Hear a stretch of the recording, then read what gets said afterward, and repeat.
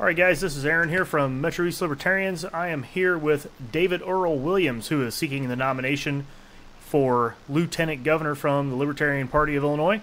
David, how you doing today? I'm doing pretty good. Good deal, good deal. All right, so right up front, I'm trying a new setup. I've got David joining me via Skype, and again, I'm producing the stream myself, so if anything looks weird, I really think this is going to work. Everything on this end looks good. David's locked in, looks good, so this is going to be good. David, thanks for joining me today. Oh, happy. Good deal. All right, so real quick, man, I just want to go ahead and jump right into the interview so the viewers can start hearing from you about your campaign. I guess the first thing is, you're seeking the Libertarian nomination. Of course, you've been around the party for a little while. You've had some previous runs as well. What's your goal for this campaign? Well, besides trying to get this party over 5% in the state, the thing I like to see happen if we do get elected to office is to cut the politicians' pay and cap it, marijuana legalization, drug decriminalization. We see this happening in Oregon, and economic freedom zones as well in the urban and poor, those poor areas. All right, that's a lot. That's a lot to hit on. I want to circle back to some of those. So, the next question I had for you is, what is a major thing that you plan to campaign on? You did just hit on a few of those. What do you think a major campaign point for you is going to be in this cycle? Well, seeing that the state recently raised the taxes for everybody here, I think that those in Springfield, they're usually out of touch. So a major issue for me is you're cutting the politicians' pay. I like to take a pay cut. I think anyone else who's running for these positions shouldn't be getting paid hundreds of thousands of dollars. They should be getting paid the Illinois household median income, which is about $56,000. Your Illinois General Assemblyman, they make about $67,000 a year. So if they want to raise, they're going to have to start bringing people back. So we have to start lowering the taxes first. Yeah, man, I agree. And that's if you look at the budget items, that's probably, legislator pay is probably pretty low on the list as far as things that are making a lot of money. But still, and also it's a part-time job. Apart from lieutenant governor and governor, these guys aren't working all year. They should have other means to make money if they can while they're not in session. So, yeah, absolutely agree with that. Okay, so we're in Southern Illinois here in Metro East, and we got a little bit, I'm wearing my Cardinals shirt. I was going to start the interview by asking you Cardinals or Cubs, but I thought, I don't want to go ahead and alienate half of the watchers right off the bat. They do play tonight on ESPN. I hate ESPN, but so what do you think ideas for connecting with the rural voters? Obviously, 62% of the voters do live in Chicago, but that still leaves a major chunk. We are a very rural state, a lot of farmers, and that's a major constituency. Do you have any plans? Right now, the lieutenant governor is the chairman of the Rural Affairs Council. And do you have any thoughts on rural Illinois and how you might message to them? Well, since Southern Illinois is very important as well, I think every voter is important. This particular issue has been brought to my attention from those who live down south, and it happens to deal with the Department of Corrections when they happen to have food contracts with Missouri and other states, for example, and your Illinois farmers, they're not having the first bid, and I think that has to change where Illinois farmers should come first. So that's the issue that has been brought to me multiple times from many people down south. And, going back to marijuana legalization, like the cannabis growing facilities, a lot of them having to be out of state. They should be brought in the state, but first of all, it has to come back to, the tax rate has to be lowered for businesses in the state. So that would probably help a lot of the Southern Illinoisans right there. Yeah, I definitely agree. And while we're talking about farmers, we're seeing the 10th Amendment Center is sponsoring bills or helping to get bills sponsored in areas such as West Virginia for the cultivation of hemp. What do you think of that as like a way to maybe give Illinois farmers another option for a cash crop? Oh, yeah. Well, hemp, marijuana, they only differ in the THC levels. So I would say that they could be very useful when it comes to, foods, paper products, textiles, nutritional supplements, essential oils, construction medicines. There's a variety usage for that. So I'm all for the legalization of hemp, marijuana, all that. I got you. As long as it brings in money for the state. Okay. I'm one that I'm not necessarily sure I want to give the state more money because they're not good with it. But I mean, hey, if you're vying for a state position, maybe that's you don't want to go around. Well, here's something that's a little crazy that you normally don't hear. And as a libertarian, I like to see certain bureaucracies cut. So I think once we get the state back on track, I'd like to see the lieutenant governor position cut. Yeah, I mean, that's not a bad idea. I mean, what does the guy really, what do we need two people at the top for, I guess? Yeah. That's a good point. All right, so obviously, that here in Illinois, along with the budget problems, we kind of hit on that. What about employment? What do you think about employment? You also already kind of hit on, business taxes being really high. We want to bring those down. What are your other thoughts on employment in Illinois? Of course, we're lagging behind other states in economic recovery. Well, it's all going back to the high tax rate we have, and it's like a scarecrow. It's scaring off people from wanting to stay in the state. And the property taxes, that's all municipal at the same time, but it's not helping.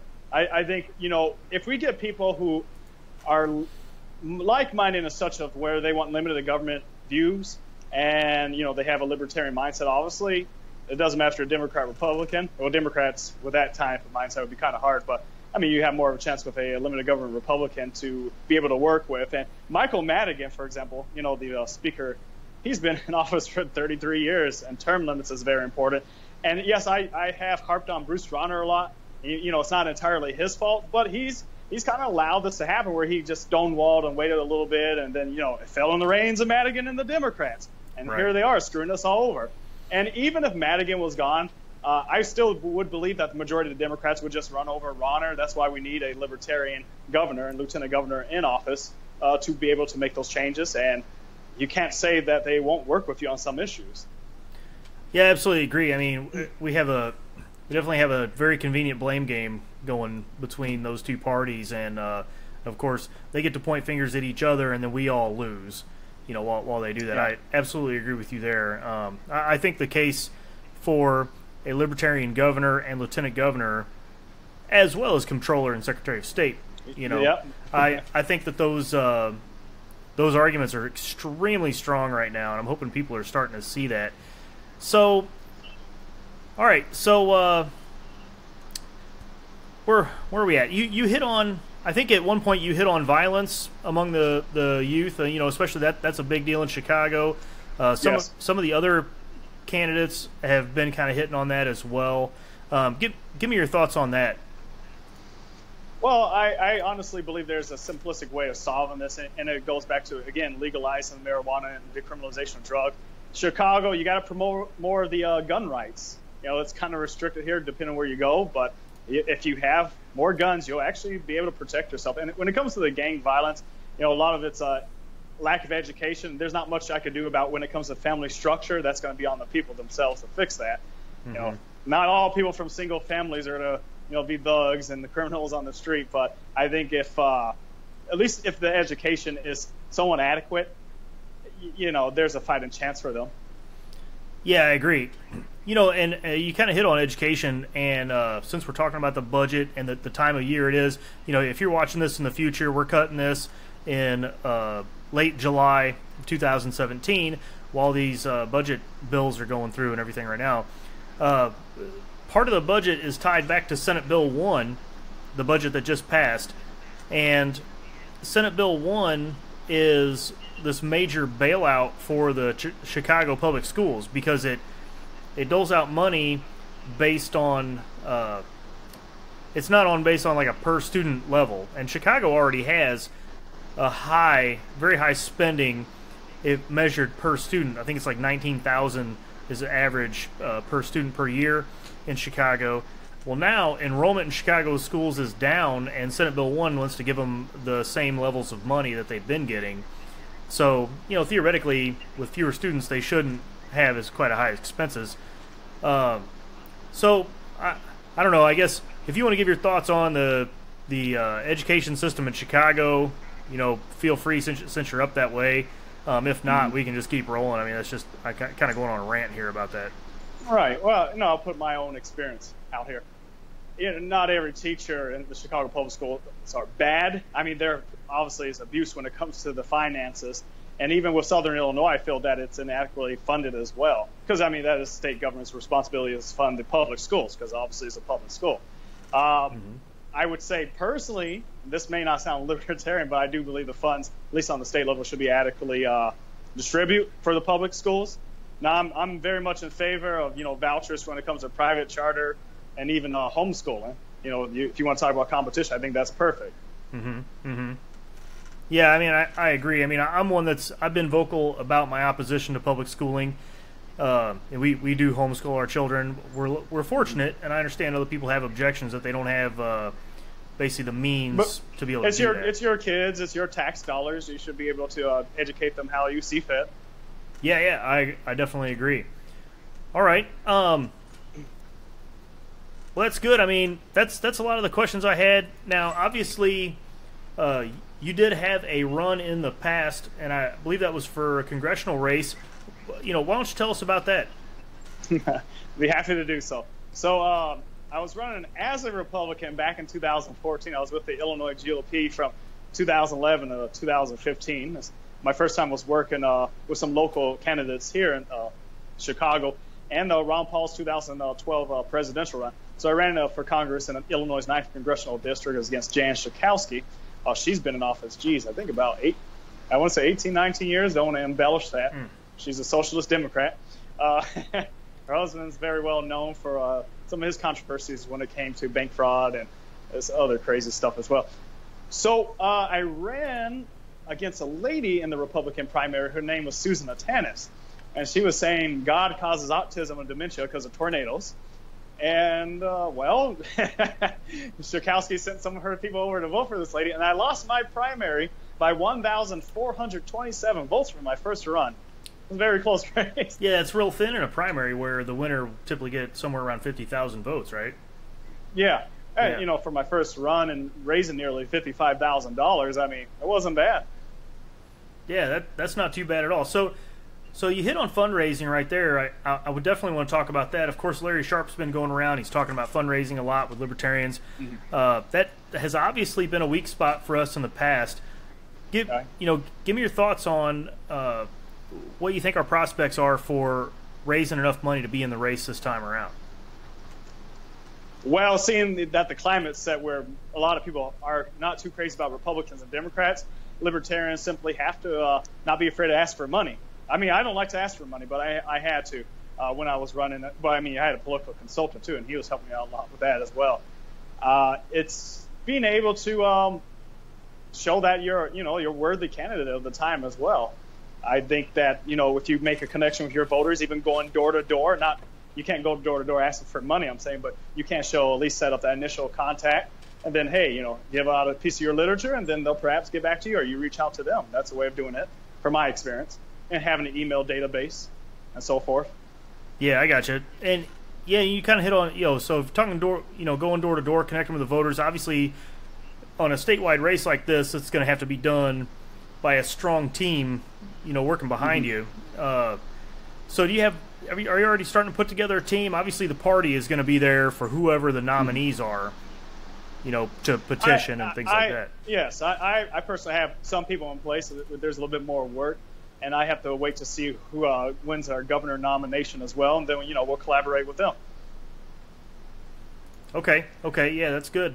Yeah, I get it. All right, so obviously we've got 4 people total kind of in the race, and we're going to be going into convention here in, I believe, March of 2018. And so between now and then, libertarians around the state got to decide how they want to structure the ticket. Nobody else is really throwing in their hat specifically for lieutenant governor, except yourself. So it'd be interesting to see how everything shakes out at convention. And yeah, I mean, the time between now and then, where everybody's working on social media. If you're watching this and you're not following David Earl Williams on social media, I really do recommend that you do that. Find him I know you're on Facebook. Are you on Twitter as well, or what other? I'm on Twitter. Yeah. Okay, good.